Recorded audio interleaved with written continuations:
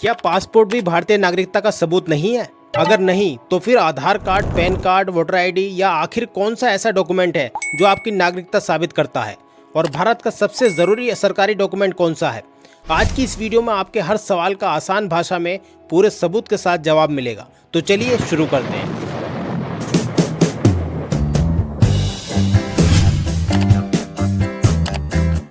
देखिए, सबसे इम्पोर्टेंट जो डॉक्यूमेंट माना जाता है वो आधार कार्ड माना जाता है और सबसे ज़्यादा इस्तेमाल भी इसी का होता है। अगर आपको बैंक की केवाईसी करानी है, मोबाइल का सिम लेना है, सरकारी योजनाओं में लगाना है, गैस की सब्सिडी अगर आपको चाहिए, पहचान का कहीं प्रमाण लगाना है तो वहाँ भी आधार कार्ड की ज़रूरत पड़ती है। और कहीं कहीं आपको सरकारी योजनाओं का लाभ लेना है तो वहाँ पर भी आप इसका इस्तेमाल कर सकते हैं। और कहीं कहीं पर यह इस्तेमाल नहीं होता, जैसे कि वोट डालने के लिए इस्तेमाल नहीं होता है। विदेश यात्रा अगर आपको करनी है, कहीं पर जाना है बाहर कंट्री में, तो वहाँ आधार कार्ड का इस्तेमाल नहीं होता। इनकम टैक्स में किसी भी काम नहीं आता है आधार कार्ड। तो कुल मिलाकर अगर देखा जाए तो आधार कार्ड आम जिंदगी में ज़्यादा काम आता है, ज़्यादातर इस्तेमाल किया जाता है छोटी छोटी चीज़ों में, जैसे कि आप देख सकते हैं बैंक की केवाईसी, मोबाइल, सरकारी योजनाएं, गैस सब्सिडी, पहचान पत्र। तो अगर इन सारे कामों में आधार कार्ड काम आता है तो क्या मान लिया जाए कि आधार कार्ड नागरिकता का सबूत है? आगे इसी वीडियो में हम बात करेंगे कि आखिर कौन कौन से डॉक्यूमेंट आप नागरिकता के लिए दे सकते हैं। पहले डॉक्यूमेंट के बारे में आप अच्छे से समझ लीजिए कौन सा डॉक्यूमेंट इम्पोर्टेंट है। वहीं अगर हम पैन कार्ड की बात करें तो पैन कार्ड को पैसों का राजा कहा जाता है। पैन कार्ड भी डॉक्यूमेंट ऐसा है कि हर जगह मांगा जाता है। किस किस काम आता है? आपके इनकम टैक्स में काम आता है, ITR अगर आपको भरनी है, बैंक के बड़े बड़े ट्रांजैक्शन करने हैं, पैसा इधर से उधर भेजना है तो पैन कार्ड लगता है। म्यूचुअल फंड में अगर आपको इन्वेस्ट करना है, शेयर मार्केट में अगर आपको इन्वेस्ट करना है, या फाइनेंशियल रिकॉर्ड जितना भी आप लेन देन बैंक के थ्रू करते हैं तो वहाँ पर आपका पैन कार्ड लगाया जाता है। और कहाँ पर ये काम नहीं आता है? विदेश यात्रा अगर आपको करनी है वहाँ पर ये काम नहीं आता है। वोट अगर आपको डालना है तो पैन कार्ड का कोई काम नहीं है। हर जगह पहचान पत्र के लिए ये इस्तेमाल नहीं किया जा सकता क्योंकि इस पर एड्रेस नहीं होता है। तो कुल मिलाकर फाइनली ये पता चलता है कि अगर पैसों का या टैक्स का कोई मामला है तो वहाँ पर पैन कार्ड सबसे ज़रूरी डॉक्यूमेंट, सबसे ताकतवर डॉक्यूमेंट माना जाता है। चलिए अगले डॉक्यूमेंट की अगर हम बात करें, वो है वोटर आईडी कार्ड। जी हाँ, हर किसी के पास वोटर आईडी कार्ड आपको देखने को मिलेगा, जिसे लोकतंत्र की ताकत भी कहा जाता है। वोट डालने के लिए वोटर आईडी कार्ड चाहिए, चुनाव में अगर पहचान पत्र दिखाना है तो वोटर आईडी कार्ड चाहिए, कई सरकारी कामों में अगर पहचान दिखानी है तो वोटर आईडी कार्ड चाहिए। और कहाँ पर ये काम नहीं आता है?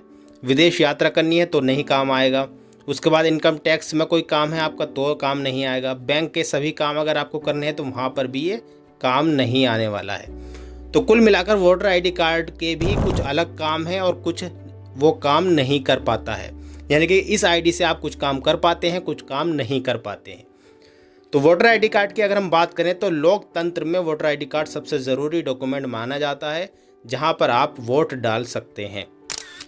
वहीं अगर हम अगले डॉक्यूमेंट की बात करें जो कि बहुत ही इंपॉर्टेंट डॉक्यूमेंट है, जिसके ऊपर ये विवाद चल रहा है, पासपोर्ट। जी हाँ, दुनिया में भारत की पहचान बनाने वाला जो डॉक्यूमेंट है वो है पासपोर्ट। किस काम आता है? विदेश की अगर आपको यात्रा करनी है, अपनी कंट्री से दूर जाना है, अगर आपको वीज़ा चाहिए, कहीं की वीज़ा चाहिए, टूरिस्ट वीज़ा चाहिए, आपको काम करने की वीज़ा चाहिए, तो आप इसका इस्तेमाल कर सकते हैं। विदेश में अगर आपको पहचान पत्र दिखाना है तो पासपोर्ट दिखाएंगे, वहाँ पर आधार कार्ड, वोटर आईडी ये सब नहीं चलेगा। एम्बेसी में अगर आपको पहचान पत्र दिखाना है तो पासपोर्ट ही दिखाना होता है। अब बात करते हैं कहाँ पर ये नहीं चलता है। रोज़मर्रा के जितने भी काम होते हैं, ज़्यादातर घरेलू काम होते हैं, वो इसके बिना ही हो सकते हैं। कोई ज़रूरत नहीं है आपको लगाने की, किसी स्कीम में लगाने की, किसी सब्सिडी में लगाने की, किसी बैंक में लगाने की। इसमें पासपोर्ट की कोई ज़रूरत नहीं है।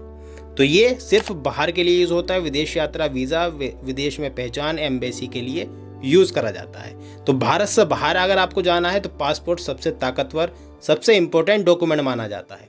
तो जो भारत में जितनी भी आईडी है उनके अलग अलग वहाँ पर प्लस पॉइंट है, अलग अलग माइनस पॉइंट है।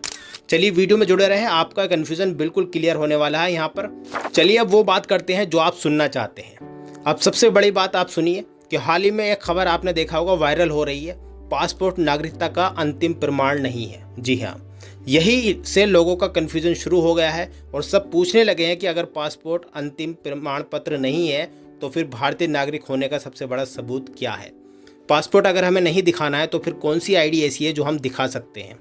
मैंने आपको कितनी आईडी पीछे अभी यहाँ पर अच्छे से समझाई है, कौन सी आईडी किस काम के लिए है। तो सरकार के मुताबिक आप जवाब सुन लीजिए, सरकार ने क्या कहा है। भारत में ऐसा कोई एक दस्तावेज नहीं है जिसे हर मामले में नागरिकता का अंतिम या अकेला प्रमाण माना जाए। यानी कि जितनी भी आईडी है सबका अलग अलग यूज है। किसी एक आईडी को आप ऐसा नहीं कह सकते कि इससे नागरिकता आपको मिल जाएगी। और अच्छे से समझ लेते हैं। मान लीजिए अगर आपको ऊपर नागरिकता का कोई केस हो जाए, नागरिकता साबित करनी पड़ जाए आपको, तो आपको क्या करना होगा। आपको अलग अलग सरकारी डॉक्यूमेंट दिखाने होंगे, सरकारी रिकॉर्ड दिखाने होंगे। सिर्फ एक कागज़ से काम नहीं चलेगा। उपलब्ध दस्तावेज दिखाने होंगे, जो भी पुराने आपके दस्तावेज रखे होंगे, माँ बाप दादा दादी जो भी होंगे उस टाइम, वो आपको दिखाने होंगे। सिर्फ पासपोर्ट या सिर्फ आधार कार्ड या सिर्फ किसी भी पैन कार्ड से काम नहीं चलेगा। किसी एक आईडी से कोई काम नहीं चलेगा।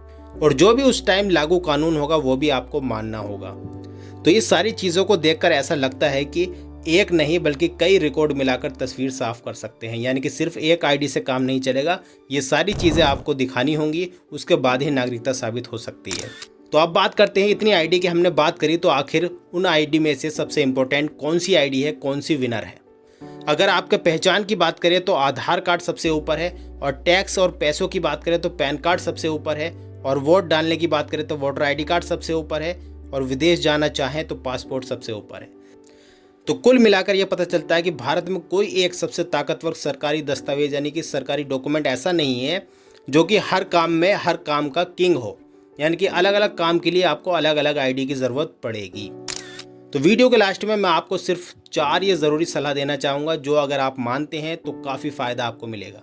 जितने भी आपके पास डॉक्यूमेंट है या मैंने जो बताए हैं, सभी में आपको एक जैसा नाम रखना चाहिए।